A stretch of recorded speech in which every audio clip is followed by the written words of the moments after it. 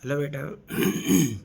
पिछले वीडियो में बेटा हमने 11 तक क्वेश्चन एक्सप्लेन कर दिए थे। इस वीडियो में बेटा हम 11 से आगे के क्वेश्चन एक्सप्लेन करने वाले हैं, जिसमें बेटा हमारा 12वां क्वेश्चन है। और इसमें बेटा सूत्र यूज है क्रांतिक कोण सी के लिए n बराबर 1/sin से। एक पदार्थ का अपवर्तनांक √3 है, इसके लिए क्रांतिक कोण का मान ज्ञात कीजिए। तो sin 35.3 अंश ये मान दे रखा है, ठीक है। तो n की वैल्यू कितनी है बेटा, √3 सी पूछा है। तो क्रांतिक कोण n बराबर 1/sin सी। साइन को यहाँ √3 को यहाँ लिख देंगे। √3 का भाग दे दें 1 में तो 35.3 आ जाएगा। तो सी का मान हो जाएगा कितना, 35.3 अंश।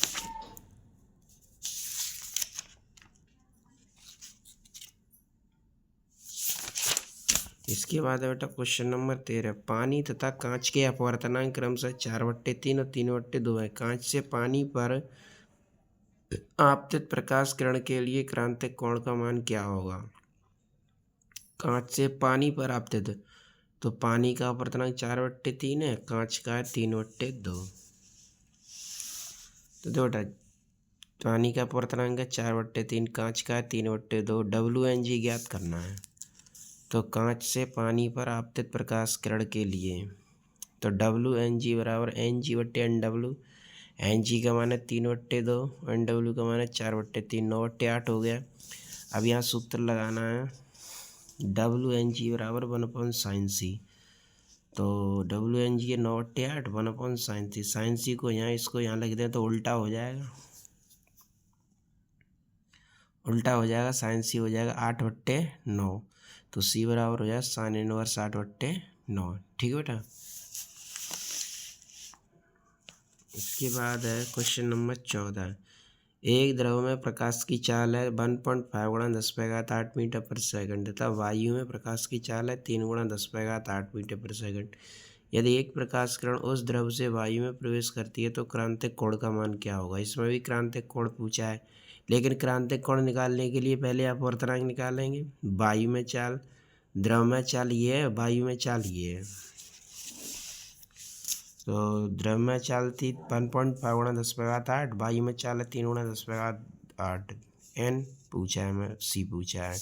तो पहले अपवर्तनांक निकालते हैं। n बराबर CA/CM। CA वायु में कितना है, 3 × 10⁸, और ये 1.5 × 10⁸। पॉइंट हटा देंगे, ऊपर जो 15 दूनी 30, तो कितना आ गया 2। अब सूत्र लगा दें, n बराबर 1/sin सी।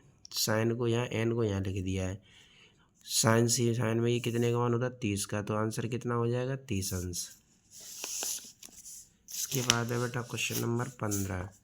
कांच n बराबर 1.667 की प्लेट में चलती हुई प्रकाश की किरण जल n बराबर 1.33 पर आपतित होती है। किस आपतन कोण पर प्रकाश ऊर्जा पूर्णतः परावर्तित हो जाएगी। किस आपतन कोण पर प्रकाश ऊर्जा पूर्णतः परावर्तित हो जाएगी, ये पूछा है। ठीक है। तो n का मान पहला ये दे रखा है, दूसरा ये दे रखा है। तो देखो, NG है 1.667, NW है 1.333, I पूछा है। जल के असापेक्ष कांच का अपवर्तनांक WNG, NG/NW। NG कितना है 1.66 और ये 1.33। ठीक है। अब सूत्र लगा दें, WNG बराबर 1/sin I। तो sin I बराबर हो जाएगा 1/WNG। WNG ये निकल गया है 1.66 1/3। पहली चौथी करेंगे तो ये वाली संख्या ऊपर आ जाएगी। तो 1.33/1.667 भाग दे दो 0.7996। ये मान होता है 53.1 अंश का। तो आई का मान कितना हो गया, 53.1 अंश। इसके बाद है बेटा क्वेश्चन नंबर 16। यदि प्रकाश की एक किरण हवा से कांच के पृष्ठ पर 45 अंश पर आपतित हो तो यह 15 अंश विचलित होती है तथा कांच हवा पृष्ठ के लिए क्रांतिक कोण ज्ञात कीजिए। तो प्रकाश की किरण हवा से कांच के पृष्ठ पर 45 अंश पर आपतित हो रही है। कितने अंश पर, 45 अंश पर। तो आपतित कितने कोण पर हो रही है, I बराबर 45 अंश पर। तो यह 15 अंश विचलित होती है। कांच हवा पृष्ठ के लिए क्रांतिक कोण ज्ञात कीजिए। विचलित कितनी होती है, 15 अंश। ठीक।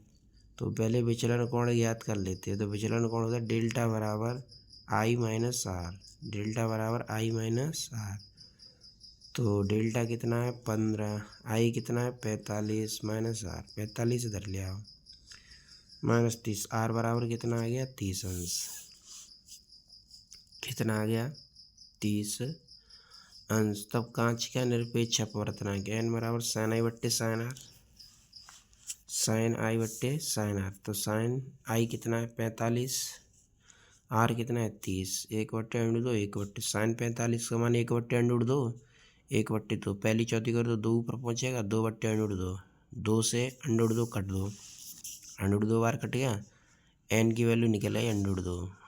तो एन बराबर होता है 1/sin c, तो sin c बराबर 1/n। तो एन की जगह पर रख देंगे √2, तो ये कितने का मान हो गया 45 का। तो सी कितना हो गया 45 अंश। 17वां क्वेश्चन है प्रकाश किरण प्रिज्म के पृष्ठ एव पर अविलंबवत आपतित होती है। प्रिज्म के पृष्ठ AB पर अविलंबवत आपतित होती है जैसा चित्र में दर्शाया गया है। एन अपवर्तनांक का द्रव पृष्ठ AC पर, एन अपवर्तनांक का द्रव पृष्ठ AB पर ऊपर रखा जाता है, AC के ऊपर रखा जाता है। एन का वह अधिकतम मान ज्ञात कीजिए जिससे पृष्ठ AC से प्रकाश पूर्ण आंतरिक परावर्तित हो जाए।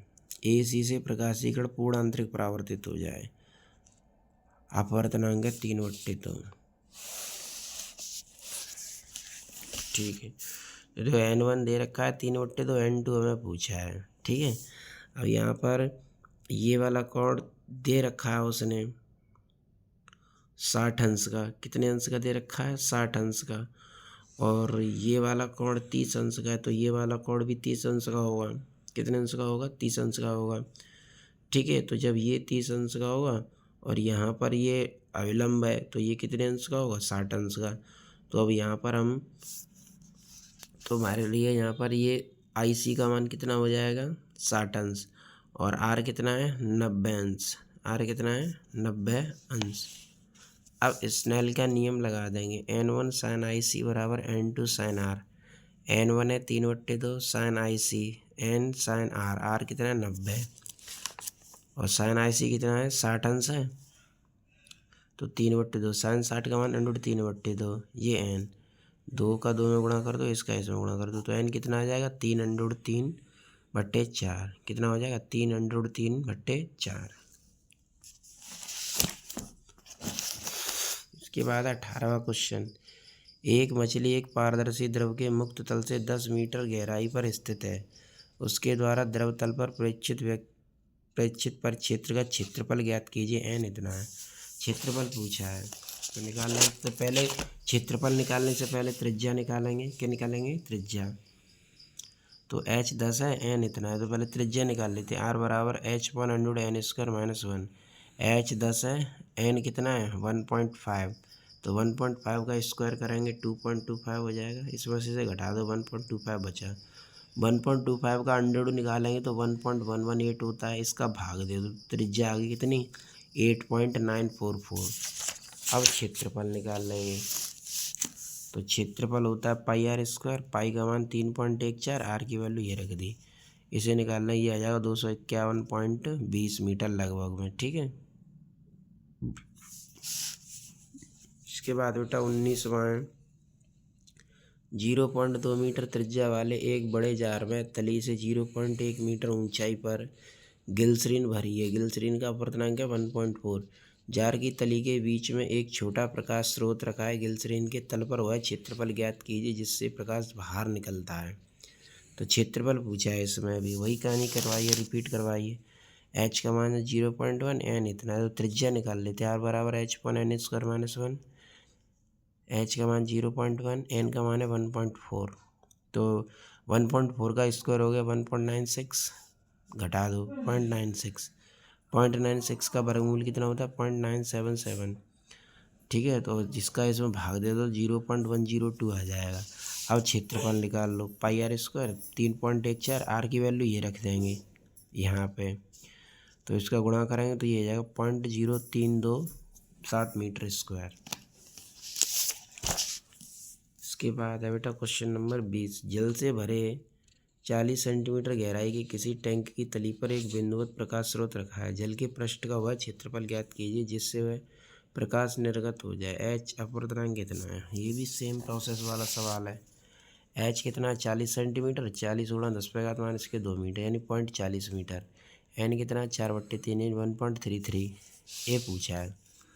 तो पहले त्रिज्या निकालेंगे यहाँ से, एन की वैल्यू रख देंगे 1.33, तो इसका वर्ग कर देंगे, ये हो जाएगा, इसमें से इसे घटा देंगे, ये बचेगा। इसका वर्ग मूल्य लेंगे 0.88, इसका भाग दे देंगे 0.4538 मीटर, क्षेत्रफल लगा देंगे, तो ये आ जाएगा आंसर 0.65 मीटर स्क्वायर। ठीक है बेटा। तो इस तरीके से बेटा हमारे ये क्वेश्चन एक कंप्लीट हुए। अगले वीडियो में आगे क्वेश्चन लाएंगे।